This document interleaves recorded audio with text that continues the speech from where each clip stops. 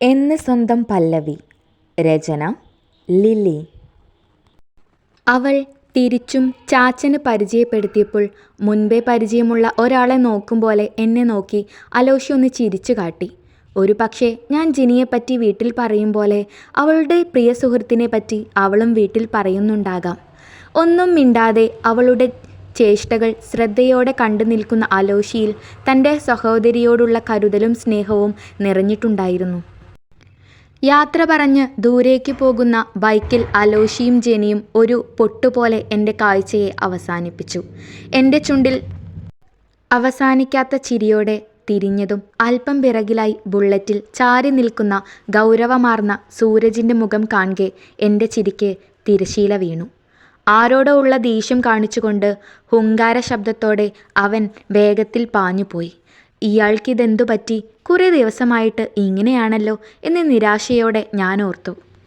അടുത്ത ദിവസം രാവിലെ ക്ലാസ്സിലേക്ക് ഇടിച്ചു കയറി വന്ന ഒരു കൂട്ടം വിദ്യാർത്ഥികൾ കോളേജ് ഡാൻസ് ക്ലബ് ഇനാഗുറേഷനെ പറ്റിയും അതിൻ്റെ ഉദ്ഘാടനത്തിന് എത്തിച്ചേരുന്നത് പ്രശസ്ത നർത്തകി മൃളാനിനി വർമ്മ ആണെന്നും അറിയിച്ചു. കൂട്ടത്തിൽ നിന്ന സിദ്ധുവേട്ടൻ ആർട്സ് ക്ലബ് സെക്രട്ടറിയായ കാവേരിയോട് എന്തോ അടക്കം പറയുകയും ഇരുവരുടെയും കണ്ണുകൾ എന്നിലേക്ക് തേടി വരുന്നതും ഞാൻ കണ്ടു. ഇനി ഇതെന്തു പൊല്ലാപ്പ് എന്ന് ഓർത്ത് ഞാൻ സൂരജിനെ നോക്കിയപ്പോൾ അവൻ എന്നെ തന്നെ നോക്കിയിരിക്കുന്നു. ആ കണ്ണുകളിൽ ദേഷ്യം നിറയുന്നത് ആശങ്കയോടെ നോക്കി. പല്ലവി, താൻ ഇങ്ങോട്ട് വന്നേ. സിദ്ധുവേട്ടൻ അത് പറഞ്ഞ് എന്നെ കൈയാട്ടി വിളിച്ചു. ജെനിയും എന്താണെന്നർത്ഥത്തിൽ എന്നെ നോക്കുന്നുണ്ട്. ഡാൻസ് ക്ലബ്ബ് ഇനാഗുറേഷൻ്റെ അന്ന് എന്നെക്കൊണ്ട് ഡാൻസ് ചെയ്യിപ്പിക്കാനുള്ള തീരുമാനമാകാം അതെന്ന് പേടിയോടെ ഞാൻ ഓർത്തു. എഴുന്നേറ്റ് നിന്നെങ്കിലും അവർക്കടുത്തേക്ക് പോകാതെ ഞാൻ മടിച്ചു നിന്നു. എല്ലാവരും എന്നെ നോക്കുന്നുണ്ട്. തുടരെ വിളിച്ചുവെങ്കിലും എന്തോ ആ നിമിഷം നിന്നിടത്ത് നിന്നും ഞാൻ അനങ്ങിയില്ല. സൂരജ് പുച്ഛത്തോടെ എഴുന്നേറ്റ് ജനലിൻ്റെ സൈഡിലേക്ക് മാറി നിന്ന് എന്നെ തന്നെ നോക്കുന്നുണ്ട്. അടുത്ത നിമിഷം ഒട്ടും പ്രതീക്ഷിക്കാതെ എനിക്കരികിലേക്ക് നടന്നു വന്ന സിദ്ധുവേട്ടൻ പരസ്യമായി എൻ്റെ വലതു കൈത്തണ്ടയിൽ പിടിച്ചു വലിച്ച് മുന്നോട്ട് നടത്തി ക്ലാസ്സിന് വെളിയിലേക്ക് കൂട്ടിക്കൊണ്ടുപോയി. ദുർബലമായ ചെറുത്തുനിൽപ്പുകൾ വിഫലമായി. എല്ലാവർക്കും മുന്നിൽ വെച്ച് എന്തോ വല്ലാത്ത ജാള്യത തോന്നി എനിക്ക്. അവരുടെ ആവശ്യം കേട്ട് എന്നിൽ ഞെട്ടൽ പടർന്നു. ഡാൻസ് ക്ലബ് ഇനാഗുറേഷൻ ദിവസം വേദിയിൽ ഞാൻ ഡാൻസ് ചെയ്യണമെന്ന്, അതും പ്രശസ്ത നർത്തകി മൃളാനിനി ദേവിക്ക് മുന്നിൽ. ഒരു ഉൾക്കിടിലത്തോടെ കേട്ടുനിന്ന എൻ്റെ മുഖഭാവം കാണെ സിദ്ധുവേട്ടൻ ചിരിക്കുന്നു. അനുരാധ ടീച്ചറിൻ്റെ മകളാണ് കാവേരി എന്നും 3ാം വർഷ BSc മാത്സിന് സിദ്ധുവേട്ടനോടൊപ്പം ഒരു ക്ലാസ്സിലാണെന്നും ഉള്ളത് എനിക്ക് പുതിയ അറിവായിരുന്നു. ഒരു രാഷ്ട്രീയ നേതാവിനെ പോലെ സംസാരപാഠവും സുന്ദരമായ മുഖം പോലെ മനസ്സുള്ള ഒരു പെൺകുട്ടി. വരാന്തയിൽ നിന്ന് സിദ്ധുവേട്ടനോടൊപ്പം കാവേരി ചേച്ചിയും എന്നോട് പ്രോഗ്രാമിനെ പറ്റി ഒരുപാട് സംസാരിച്ചു. അതിനു വേണ്ട ഡ്രസ്സ്, ഓർണമെൻറ്റ്സ്, ബാക്കി ചിലവുകളെല്ലാം കോളേജ് വഹിക്കും എന്നുകൂടി കേട്ടപ്പോൾ മനസ്സ് തണുത്തു. ഒരുപാട് നിർബന്ധിച്ചപ്പോൾ സഹികെട്ട് എനിക്ക് സമ്മതം മൂളേണ്ടി വന്നു. എൻ്റെ തോളിൽ തട്ടി ചിരിയോടെ സിദ്ധുവേട്ടൻ നടന്നു നീങ്ങിയതും കോപത്താൽ ചുവന്ന മുഖവുമായി കുറച്ചകലെ എന്നെ തന്നെ നോക്കി നിൽക്കുന്ന സൂരജിനെ ഞാൻ പകപ്പോടെ നോക്കി നിന്നു. ദേഷ്യത്തോടെ വേഗത്തിൽ പാർക്കിങ്ങിലേക്ക് അവൻ നടന്നുപോയി. കുറച്ച് ദിവസമായി തന്നോടുള്ള സമീപനത്തിന് സൂരജിലുണ്ടായ മാറ്റത്തിന് കാരണം തേടി എൻ്റെ ചിന്തകൾ കാതങ്ങൾ താണ്ടി അലഞ്ഞു. അടുത്ത ദിവസം ജെനിയുടെ അഭാവം എന്നിൽ ഒറ്റപ്പെടലിൻ്റെ ആക്കം വർദ്ധിപ്പിച്ചു. ഉച്ചയ്ക്ക് ബ്രേക്ക് ടൈമിൽ പുറത്തേക്ക് പോകാതെ അവിടെ തന്നെ ഇരുന്ന് മൊബൈലിൽ എന്തോ കാര്യമായി ടൈപ്പ് ചെയ്യുകയാണ് സൂരജ്. ഇത്രമാത്രം ഇതിലെന്താണ് ചെയ്യാനുള്ളത്? എൻ്റെ ബാഗിനുള്ളിൽ സമയം നോക്കാൻ മാത്രം എല്ലാവരെയും ഒളിപ്പിച്ച് ഞാൻ കൊണ്ടു നടക്കുന്ന റബ്ബർ ബാൻഡ് കെട്ടിയ നോക്കിയ ഫോണിനെ പറ്റി ഞാൻ ചിന്തിച്ചുകൊണ്ട് പൊതിച്ചോറ് തുറന്നു. ചുട്ടരച്ച ചമ്മന്തിയും ചീരാത്തോരനും മുട്ട പൊരിച്ചതും അച്ചാറും എല്ലാം പൊതിക്കുള്ളിലുണ്ട്. ജനിക്കും കൊടുക്കാൻ അമ്മ എല്ലാം കൂടുതൽ വെച്ചിട്ടുണ്ട്. ക്ലാസ്സിലെ ഒരുവിധം ആൺകുട്ടികളൊക്കെ ക്യാൻറ്റീനിലേക്ക് പോയി. പെൺകുട്ടികളെല്ലാം ഓരോ ഗ്രൂപ്പുകളായി ഇരുന്ന് കഴിക്കുകയാണ്. ഞാൻ മാത്രം പെട്ടെന്ന് ഒറ്റപ്പെട്ട പോലെ. സൂരജ് എന്താ കഴിക്കാൻ പോകാത്തത്? ഇടയ്ക്കിടയ്ക്ക് എന്നെ തന്നെ നോക്കുന്നുണ്ട്. വാഴയിലയിൽ കെട്ടിയ പൊതി ഞാൻ തുറന്നപ്പോൾ ചുട്ടരച്ച ചമ്മന്തിയുടെയും വാട്ടിയ വാഴയിലയുടെയും ഒരു കൊതിപ്പിക്കുന്ന ഗന്ധം പുറത്തേക്ക് വന്നതും സൂരജ് പെട്ടെന്ന് തലയുയർത്തി ആ ഗന്ധം വന്ന വഴി തിരിഞ്ഞ് എൻ്റെ പൊതിച്ചോറിലേക്ക് നോക്കി. ആ മുഖത്ത് ഒരമ്പരപ്പ് വരുന്നുണ്ട്. പൊതി തുറന്നെങ്കിലും സൂരജ് കഴിക്കാതെ ഇരിക്കുന്നത് കണ്ടപ്പോൾ എന്തോ വല്ലായ്മ തോന്നുന്നു. ഡോ സൂരജേ. എൻ്റെ വിളി കേട്ട് മുഖത്ത് ഗൗരവം വരുത്തി അവൻ എന്നെ നോക്കുന്നുണ്ട്. കുറച്ച് താൻ എടുത്ത് കഴിക്ക്, വിശന്നിരിക്കണ്ട. പൊതി നീക്കി വെച്ചുകൊണ്ട് ഞാനത് പറഞ്ഞതും അവജ്ഞയോടെ മുഖം കൂട്ടി വീണ്ടും മൊബൈലിലേക്ക് അവൻ മുഖം കുനിച്ചു. എന്തിനു വേണ്ടിയാണ് അവനോട് അങ്ങനെ പറയാൻ തോന്നിയതെന്ന് അറിയില്ല. അവൻ്റെ ഈ ഭാവം പതിവുള്ളതിനാൽ ഒരിക്കൽ കൂടി നിർബന്ധിക്കാൻ തോന്നി. കഴിക്കടോ, നല്ല രുചിയുള്ള പൊതിച്ചോറാ, തനിക്കിഷ്ടപ്പെടും. ചിരിയോടെ ഞാൻ അത് പറഞ്ഞ് പൊതിച്ചോറ് കുറച്ചുകൂടി അവനടുത്തേക്ക് നീക്കിവെച്ചതും നൊടിയിടയിൽ ഇടത് കൈവീശി ആ പൊതിച്ചോറവൻ വാശിയോടെ തട്ടിയെറിഞ്ഞതും ഒരുമിച്ചായിരുന്നു. ചോറും കറികളും ഇലയും എല്ലാം ഡെസ്കിലും ബെഞ്ചിലും നിലത്തേക്കും ചിതറിത്തെറിച്ചു. ഒന്ന് നോക്കി ചിരിച്ചെന്ന് വച്ച് ബന്ധം കൂടാനും എന്നെ ഊട്ടാനും നിൽക്കണ്ട നീ. നിന്നെപ്പോലൊരു ദരിദ്രവാസിയുടെ എച്ചിൽ തിന്നാൽ മാത്രം ഗതികേട് എനിക്കില്ല. കരളിൽ കത്തിമുനകൾ ആഴ്ന്നിറങ്ങുന്ന നോവിൽ ഞാനൊന്ന് പിടഞ്ഞു. ശില കണക്കെ തറഞ്ഞു നിന്നുപോയി എൻ്റെ ചുണ്ടുകൾ. അവനു മുന്നിൽ വിതുമ്പി. സോറി, ഞാൻ അറിയാതെ. അനുസരണയില്ലാതെ എൻ്റെ കണ്ണുകൾ നിറഞ്ഞു തൂകുന്നു. പെട്ടെന്ന് മാറിയ ഭാവത്തോടെ അവൻ വേഗത്തിൽ മുഖം തിരിച്ചു.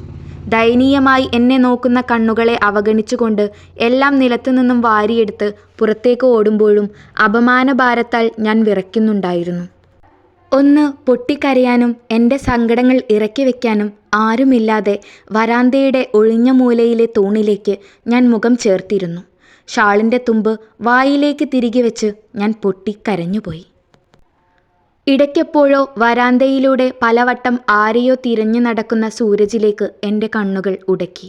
കലങ്ങിയ കണ്ണുകളും മുഖത്ത് പരന്ന വിഷാദഭാവവും ഒരിക്കലും കണ്ടിട്ടില്ലാത്ത വിധം അവനിൽ നിറഞ്ഞു നിൽക്കുന്നു.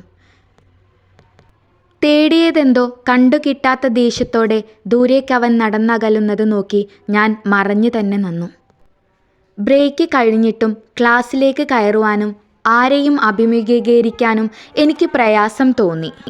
നേരെ ക്യാൻറ്റീനിലേക്ക് ചെന്ന് ഒരു ചായ വാങ്ങി ഒരു മൂലയിലേക്ക് ആരും ശ്രദ്ധിക്കാത്ത വിധം ഞാൻ ഒളിഞ്ഞിരുന്നു.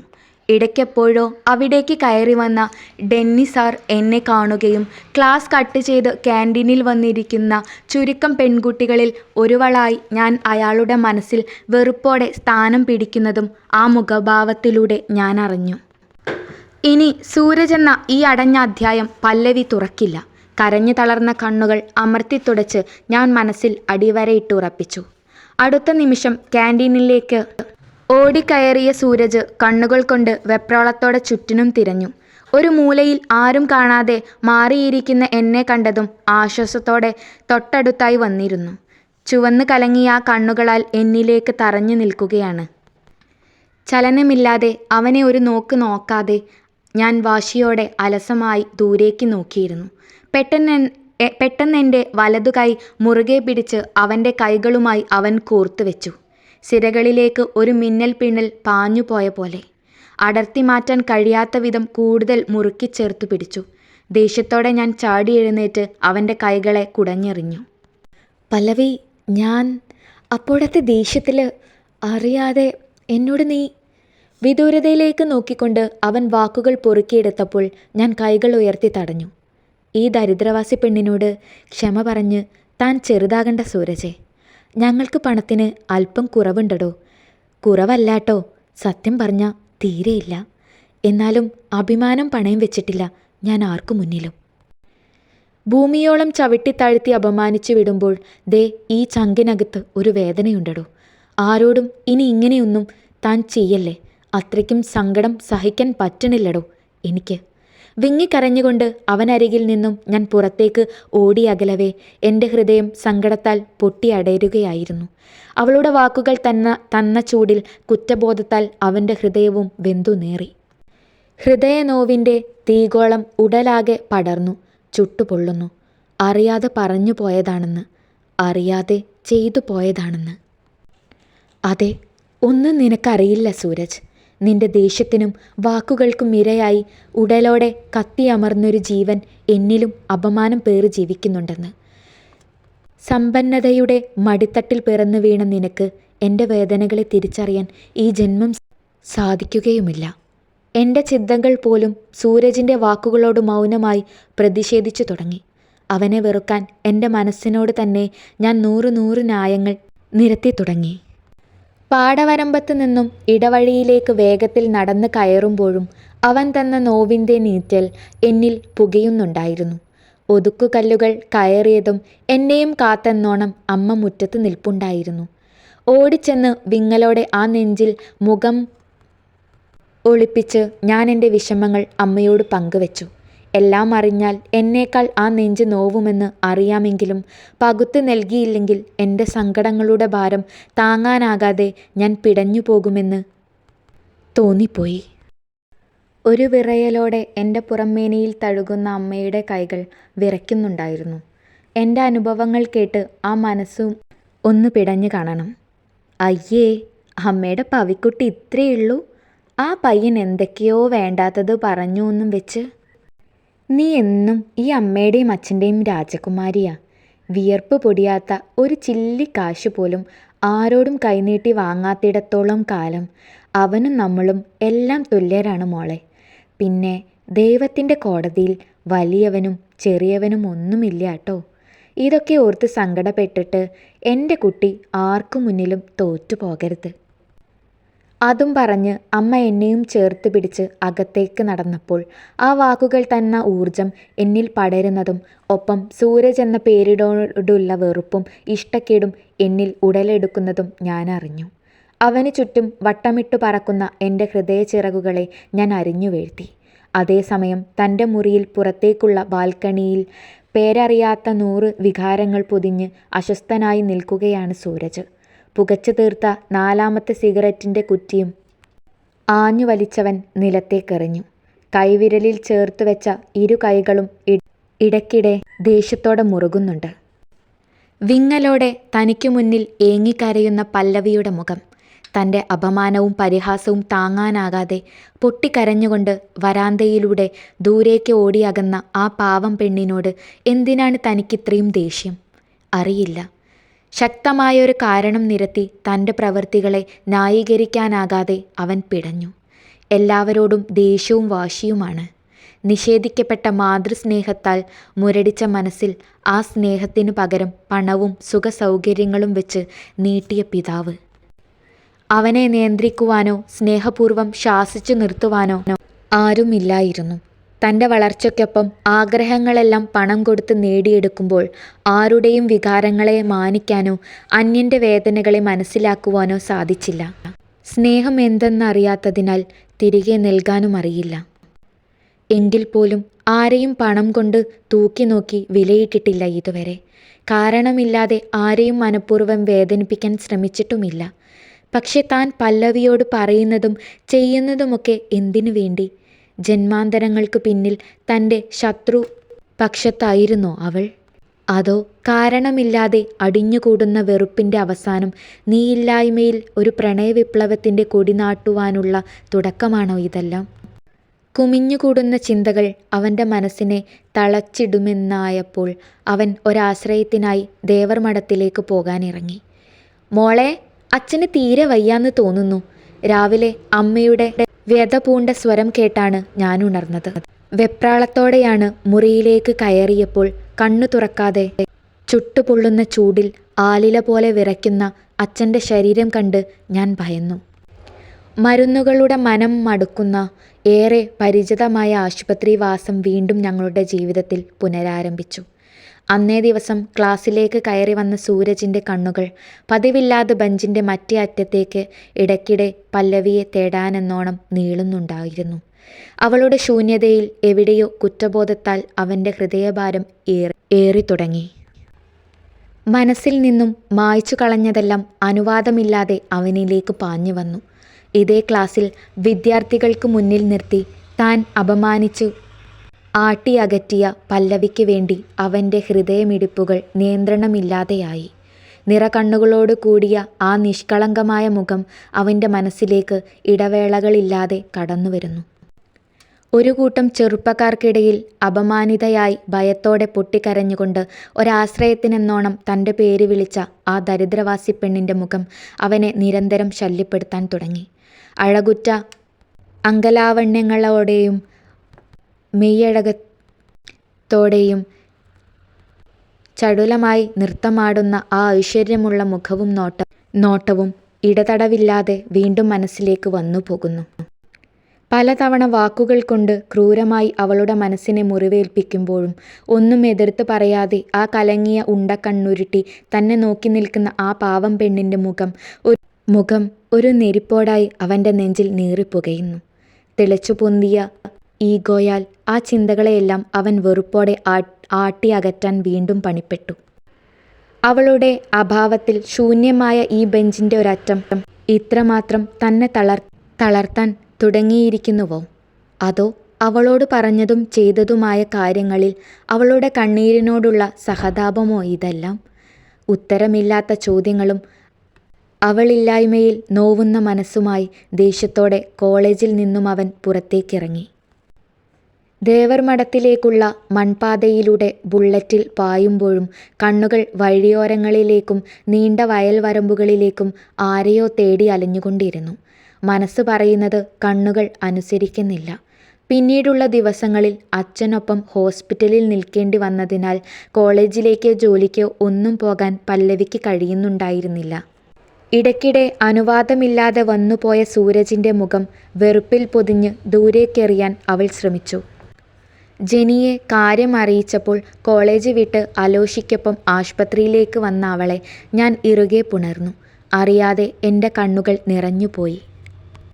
ജെനിയെ കാര്യം അറിയിച്ചപ്പോൾ കോളേജ് വിട്ട് അലോഷിക്കൊപ്പം ആശുപത്രിയിലേക്ക് വന്ന അവളെ ഞാൻ ഇറുകെ പുണർന്നു. അറിയാതെ എൻ്റെ കണ്ണുകൾ നിറഞ്ഞുപോയി.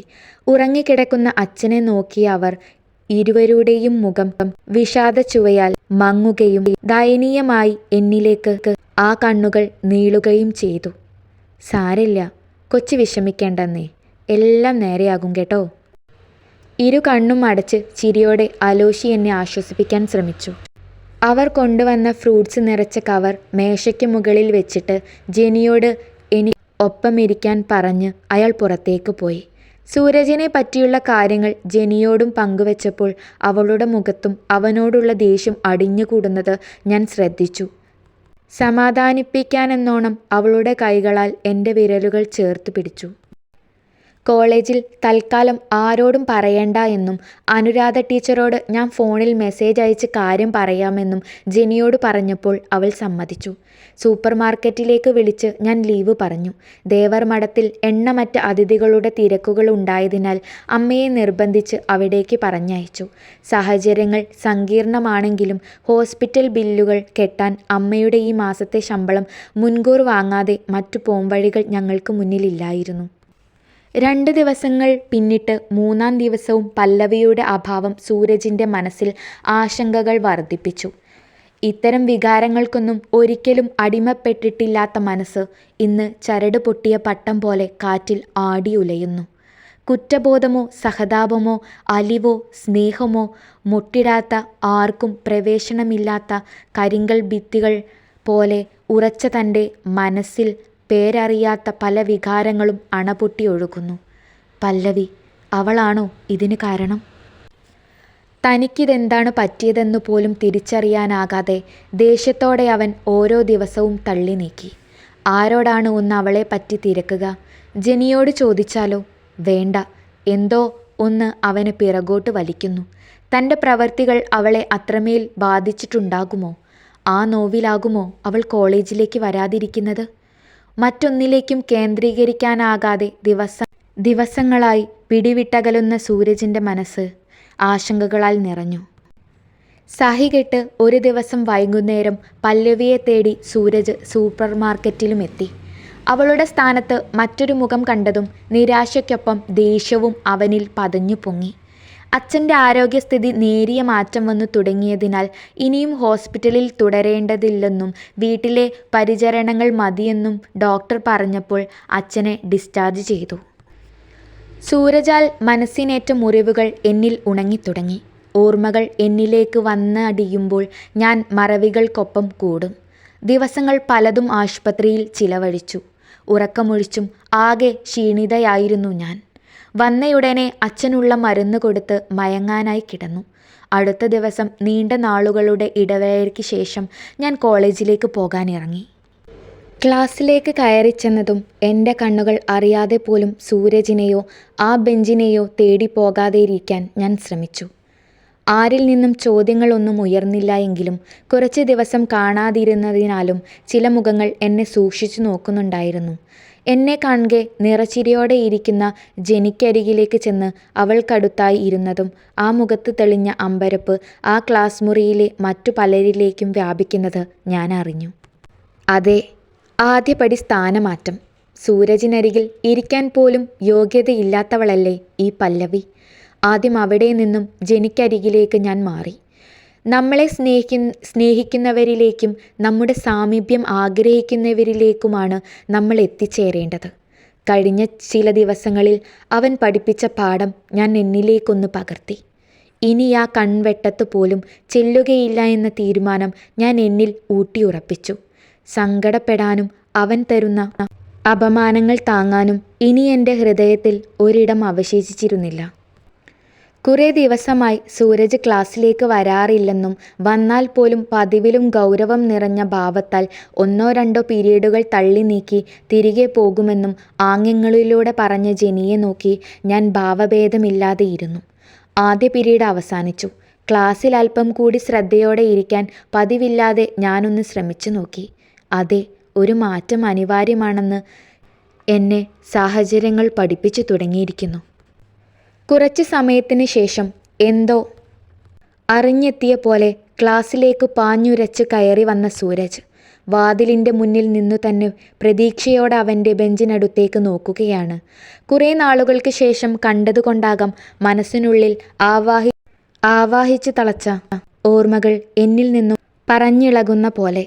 എന്നെ കണ്ടിരുന്നില്ല എങ്കിലും ആ മുഖത്തേക്ക് എൻ്റെ കണ്ണുകൾ അനുവാദമില്ലാതെ ഒഴുകിക്കൊണ്ടിരുന്നു.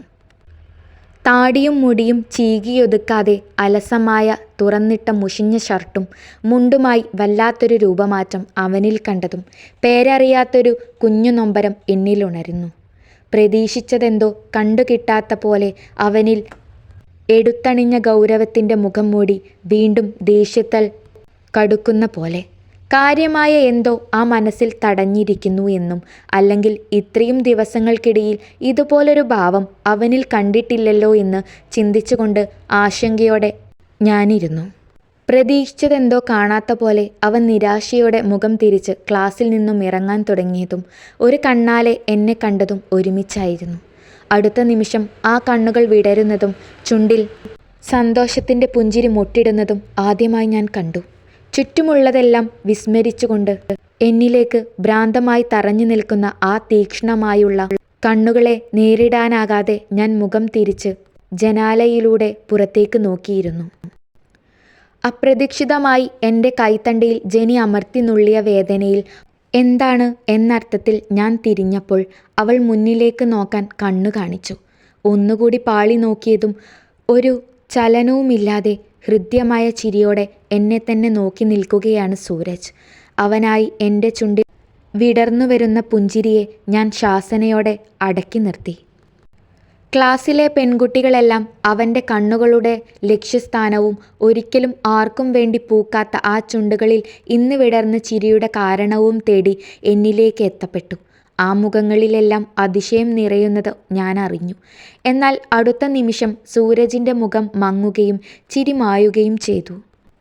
എൻ്റെ ബാഗിലേക്കും ശൂന്യമായ അവൻ്റെ ബെഞ്ചിൻ്റെ ഒരറ്റത്തേക്കും സഞ്ചരിച്ച അവൻ്റെ കണ്ണുകൾ ഒരു പിടച്ചിലോടെ എന്നെ തറപ്പിച്ചു നോക്കിക്കൊണ്ട് പുറത്തേക്ക് പോകുന്നത് നോക്കി ഞാനിരുന്നു. എന്താണ് ഇവന് സംഭവിച്ചത്?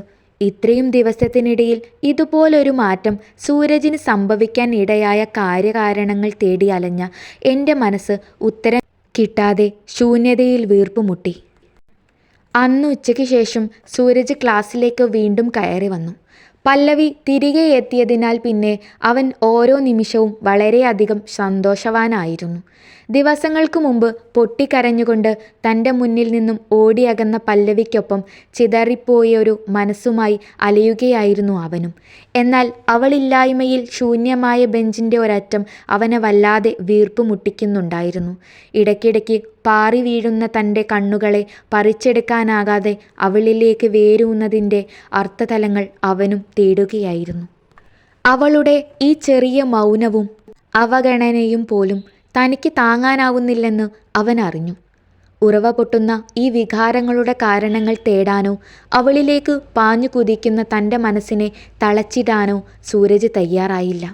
ഉള്ളിൻ്റെ ഉള്ളിൽ ആർത്തിരമ്പുന്ന ചോദ്യങ്ങൾക്കുള്ള ഉത്തരങ്ങൾ കാലം കോറി വരച്ചിടുമെന്നറിയാതെ അവൻ്റെ മനസ്സിനൊപ്പം കണ്ണുകളും പല്ലവിയെ മാത്രം വലയം ചെയ്തു തുടങ്ങി. പിന്നീടുള്ള ദിവസങ്ങളിലെല്ലാം ജനിക്കൊപ്പം എല്ലാം മറന്ന് സ്വസ്ഥമായി ചിരിയോടെ മൗനമായി സൗഹൃദം പങ്കിടുന്ന പല്ലവിയെ കൗതുകത്തോടെ കാണുകയായിരുന്നു സൂരജ്.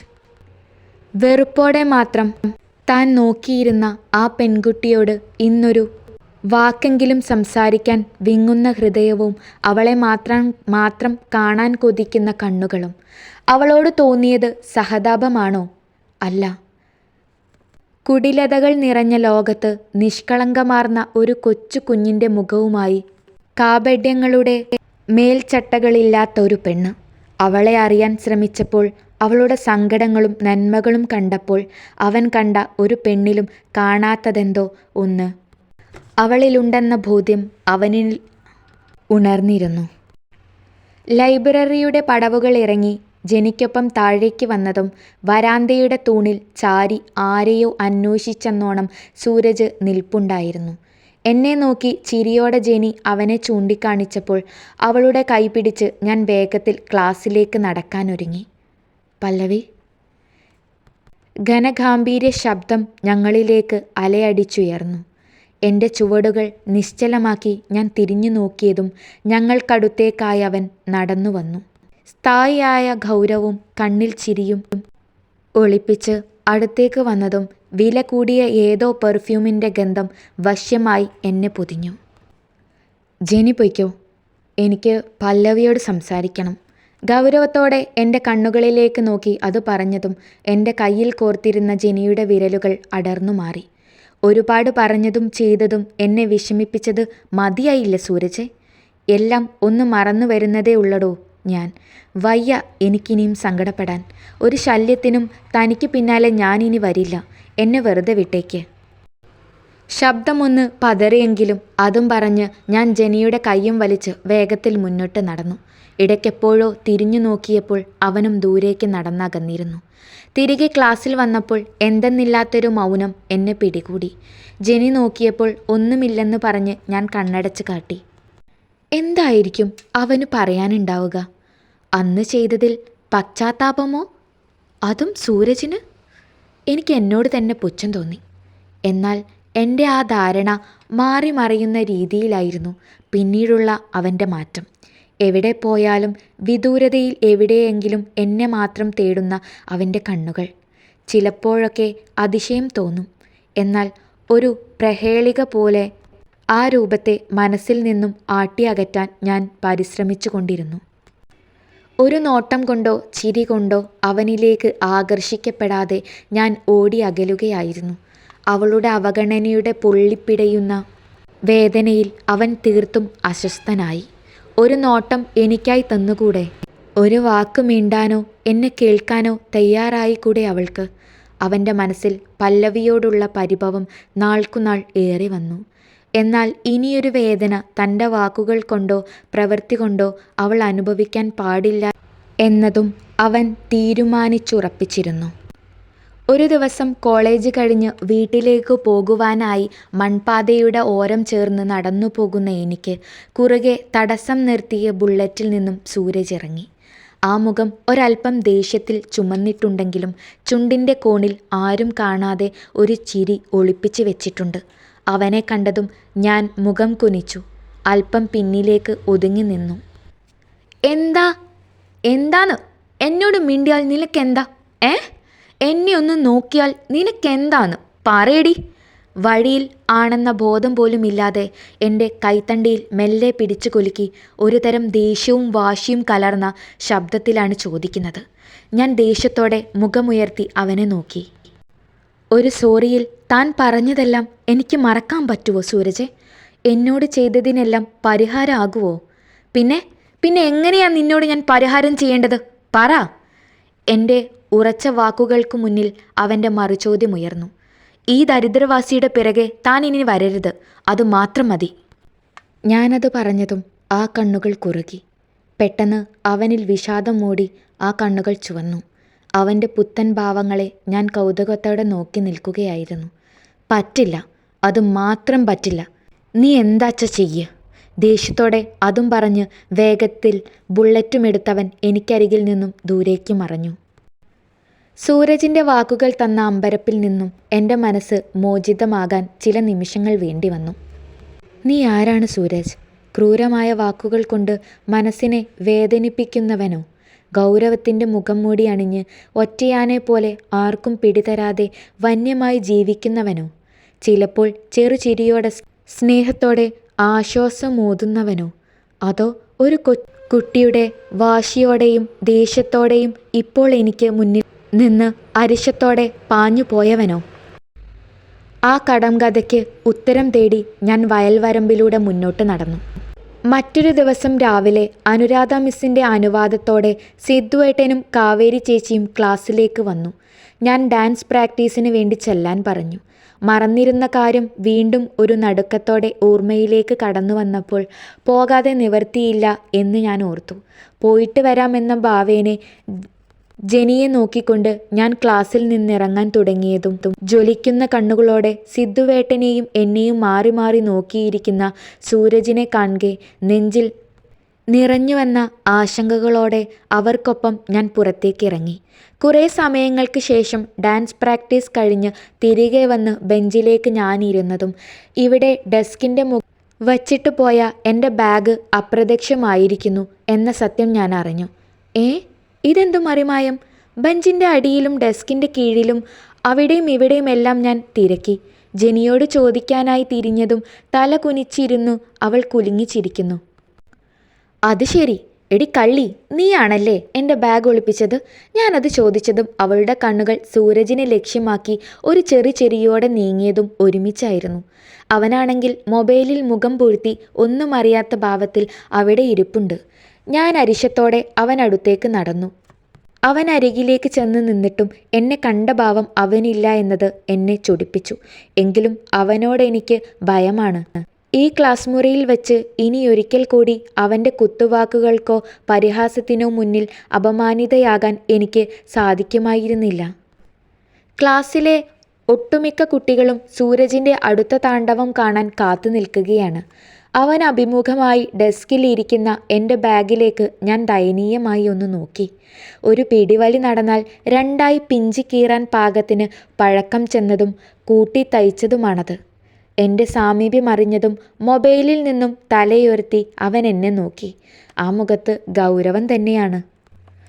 ഞാൻ അവനെ തന്നെ നോക്കിക്കൊണ്ട് കൈനീട്ടി ബാഗ് എടുത്ത് മുന്നോട്ട് നടക്കാൻ ഒരുങ്ങിയപ്പോഴാണ് ബാഗിൻ്റെ ഒരറ്റം അവൻ്റെ കൈക്കുള്ളിലാണെന്ന നഗ്നസത്യം ഞാൻ അറിഞ്ഞത്.